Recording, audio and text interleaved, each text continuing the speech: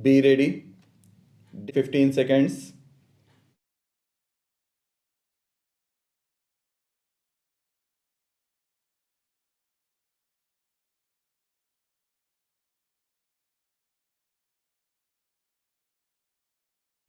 Mr. Deputy Speaker, Sir, the recommendation on certain observations of the board with regard to the policy on children of our country is really speaking a very good outcome and a very good exercise. I have patiently heard the views on the policy as they were expressed by our Honorable Deputy Minister on the last day of the previous session.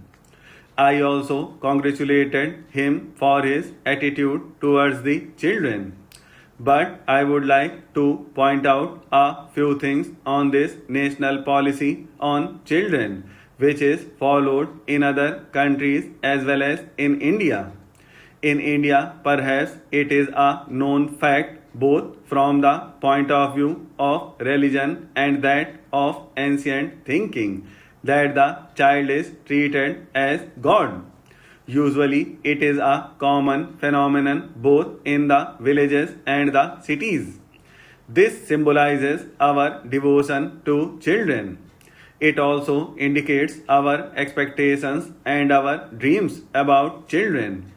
I could really appreciate that when we were under the British rule, we could not evolve a suitable policy in relation to children with a view to improving their conditions.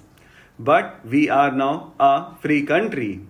After taking oath as the Prime Minister of Free India, Jawaharlal Nehru never forget to mention something about the children of India whenever he spoke, whether on the occasion of the Republic Day, Independence Day, or anything else. He thought that the country could have been built much more given sufficient care and they had been made to feel that they were partners in all our work. This was also the thinking of Lenin in Soviet Russia. Immediately after the revolution, Lenin used to speak about children on all occasions and say that they should be given due care. This resulted in the formation of the Young Pioneers Group for children between the ages of 6 and 14 in Soviet Union and other socialist countries. In all the socialist countries, this group is recognized, engineered, financed, and administered by the governments and given highest priority in the matter of development. Similarly, measures have been undertaken recently in Iraq also. While I was there recently, I could see that they have adopted the same policy. The first priority is given to them by that country. In our country, many organizations do take care of the children. Voluntary organizations and the state governments do provide them with many facilities. The recommendations are very nice. If we read them, they appear to be much more constructive than even the Young Pioneer Group's programs in the Soviet Union. But in actual practice, nothing has been done because of lack of funds. If everybody receiving a salary and paying income tax, wealth tax, gift tax, or vehicle tax is requested to participate in the endeavor to raise resources for children, nobody will object. If the general masses pay 5 paisa per individual per year, we can have a very sizable budget and a very constructive and comprehensive policy both at the center and in the states. When a child grows into a young man, he talks of sports and games. Look at the budget allocation for sports and games, which would help the development of the mental and physical potential of the young of our country. it is a small amount in comparison to what they spend in Middle Eastern countries.